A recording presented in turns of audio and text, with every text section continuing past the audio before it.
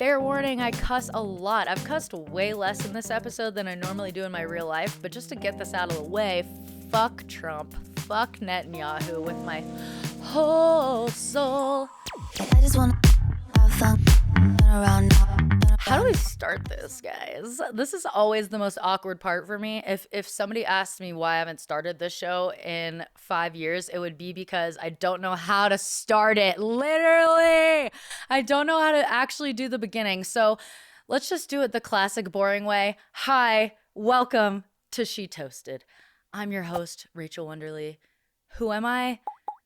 Not really anyone. But I do think that there is something unique and special to everybody's story, and I don't mean that in like a cheesy way. I mean that in a serious way. I, at the end of the day, am just a woman with a dream, trying to make a difference in the world, trying to do my part with one loud ass opinion at a time, or a song or a joke. You know, it's really whatever floats my boat for that day. But at the end of the day, like, I'm way more than that. And I feel like everybody else is way more than what they're putting out on social media or doing with their own hobbies. So I actually have had, if I really think about it and give myself some credit, I've had a pretty unique life. So have all of my friends. What is unique about my life that I think other people, at least in my circle, have not experienced is I grew up Mormon. That might be similar for some people because I live in Utah now. But I grew up Mormon in New York. I have Haitian siblings, 3 of them who were adopted, whose parents died in the earthquake. If you guys remember the earthquake from early 2000s.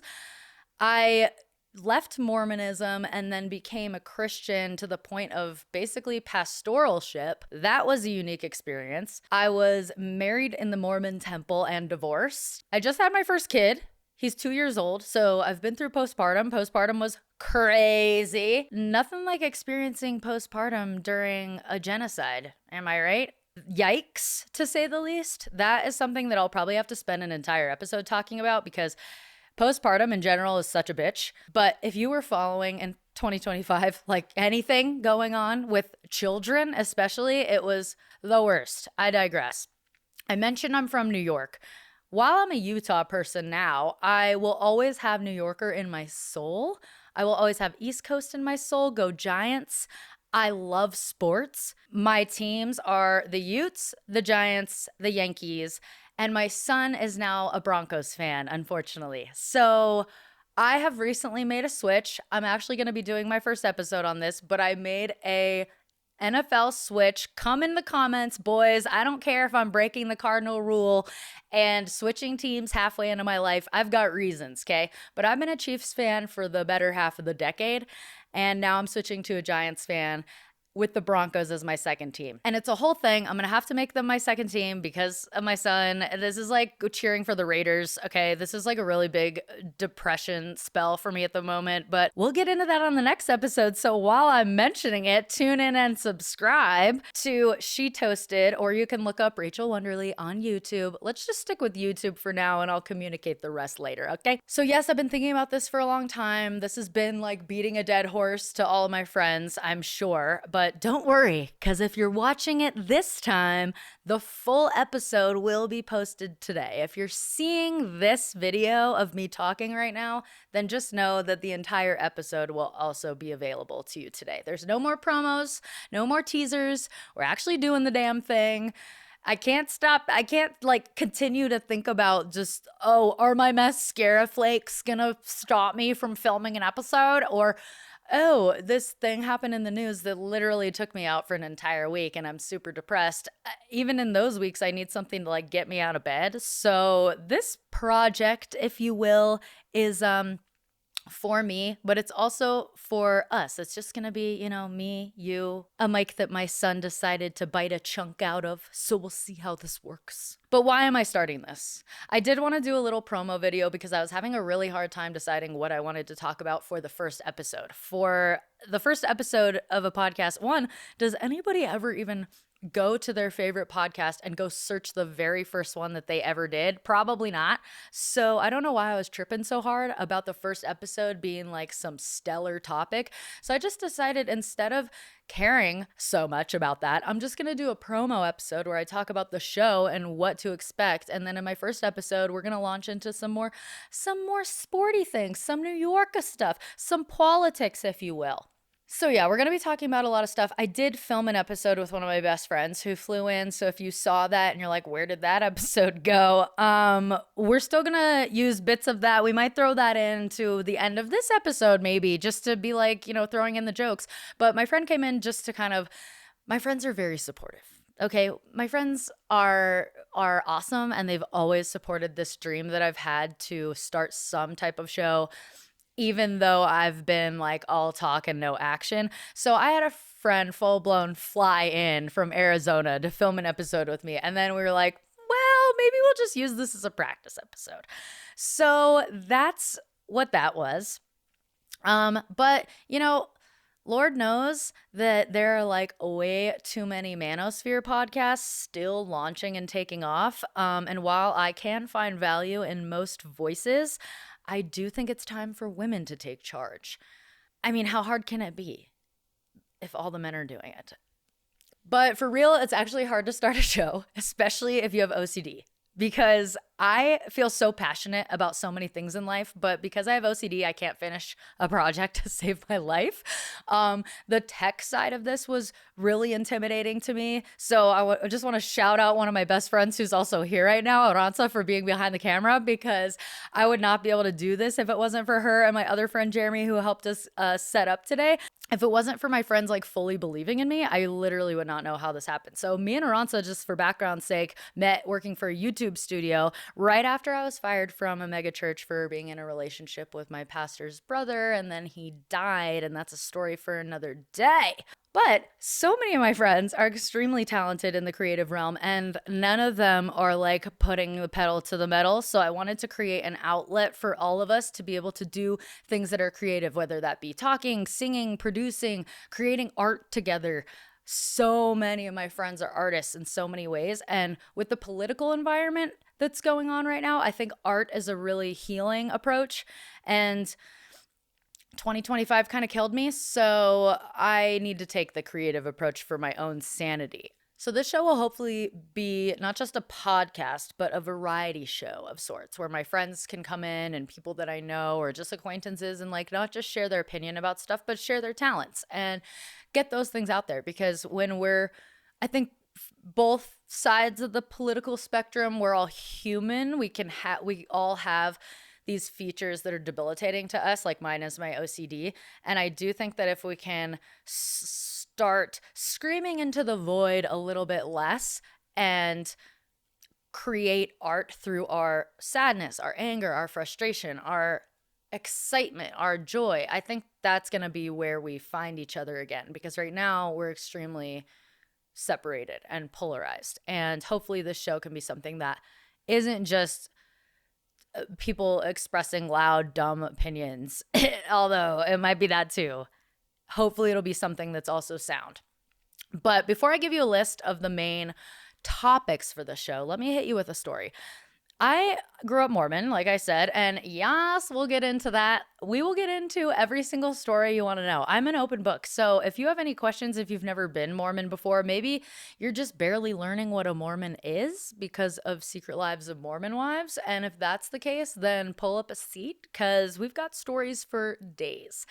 Shout out to all of the heathens who followed me on my TikTok journey when I just barely started doing this whole social media thing. You guys are the real MVPs. We truly had a cool community going, and I'm hoping to bring that back to a certain degree. Now, to the heathens, I have lived a lot of different lives in the last decade, but I've lived a lot of different lives even in the last 5 years. So you might hear things that I'm talking about, and I might be phrasing it in ways that are different than I phrased it 4 years ago. You might hear hurt in my voice when I'm talking about certain subjects, and other days you might hear freedom or a healed voice that you've never heard before. Maybe I'm talking about the death story that you guys heard over and over again on TikTok. Maybe I'm talking about that now, but I'm coming from a more healed place. I will say I am not religious. You may see me bring up spiritual music or start to sing, maybe a little bit of worship even to a certain degree, but I promise you,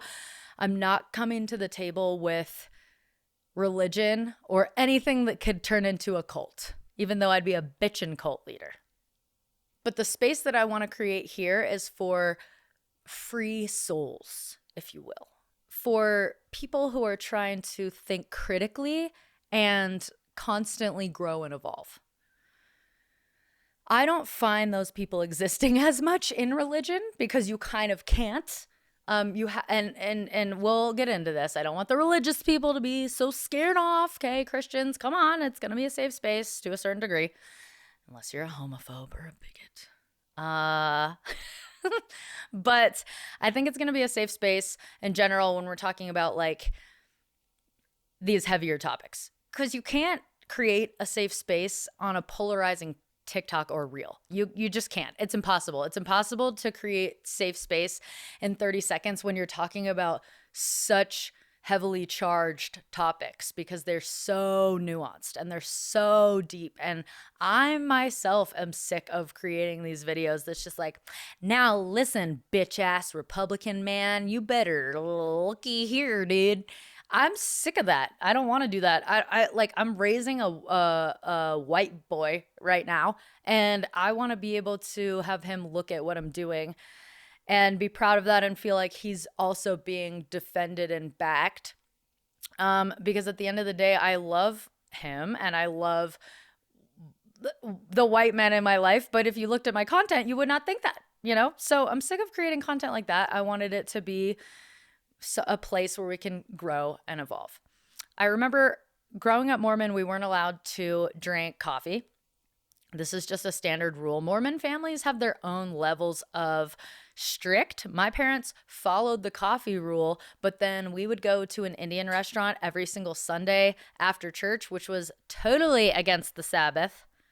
Not because they were Indian, let me clarify, but the devil is apparently working a lot harder on Sundays to get you to stumble. So for Mormon families, that means no friends, no purchasing things, no swimming if you have a pool, no doing strenuous activities, etc. It's a day of rest. And I'm not saying that in a way that's like making fun of that or anything. I'm just trying to explain to you what Mormon culture is. So for my family, we followed some of the most of the rules, broke a couple little ones. But now fast forward to my entire immediate family not being Mormon anymore. We slowly started to drink coffee.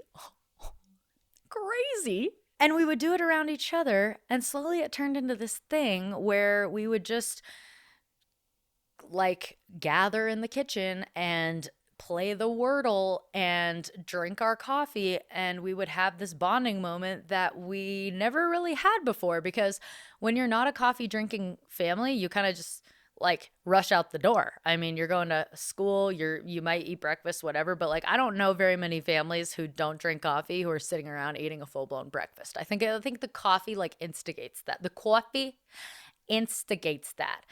So the irony, of course, is that the thing we were told was bad our whole life ends up being the thing that brings our entire family together, which is what Mormonism is all about, is family being together forever. So that is actually pretty ironic about the whole thing. But I have plenty of loud opinions about Mormonism. That's why the show exists, to generate conversation, to be able to have moments where we peer over the fence to a world of possible unknowns and we discuss and process it together. That's what a show like this is all about. I've always been deeply fascinated with people's beliefs, why they believe what they believe, why they do what they do, especially somebody who grew up in like maybe the same neighborhood as me. I'm always like, why do we operate in such a different way? Just human beings and the human experience to the core is the thing that fascinates me the most. That's what I write music about. That's anything that I do art-wise or talent-wise stems from that. That's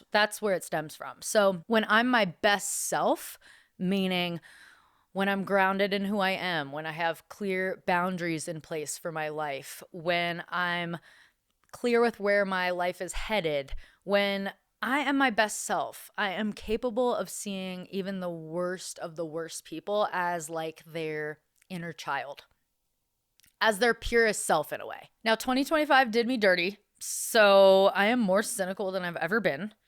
But we are trying to heal, amen, okay, hallelujah. And I am in a much better place thanks to Lexapro.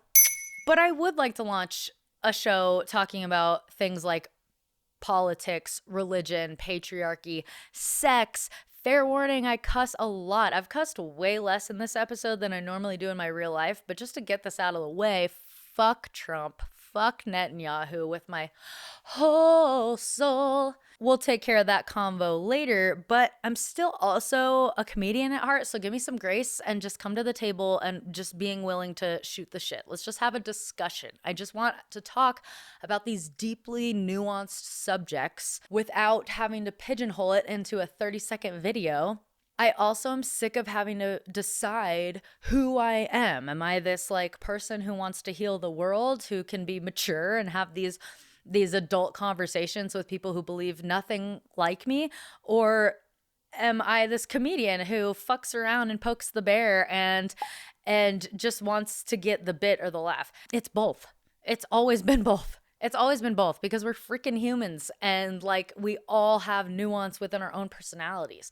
So I think that's another reason why I had paralysis starting this show. I just wanted to make sure that I was myself and I felt like I had to choose between the two people. Am I going to be Pastor Rachel or am I going to be fuck around and find out friend Rachel who is always here for the bit?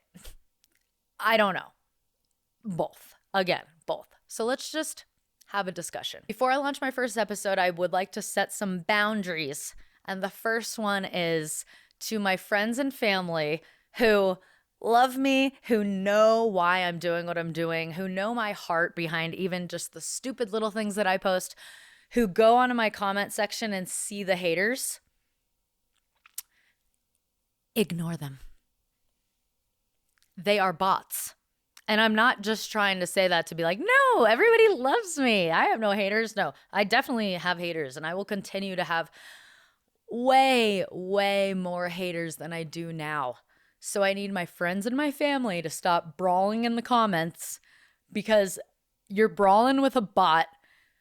And at bare minimum, if it's a real human, then it's clearly somebody who can't process their emotion properly. And I don't want you to engage with them. So please don't. If you are a stranger or somebody who knows me, you have a topic you want us to discuss, you have a story you want to share and come on the show.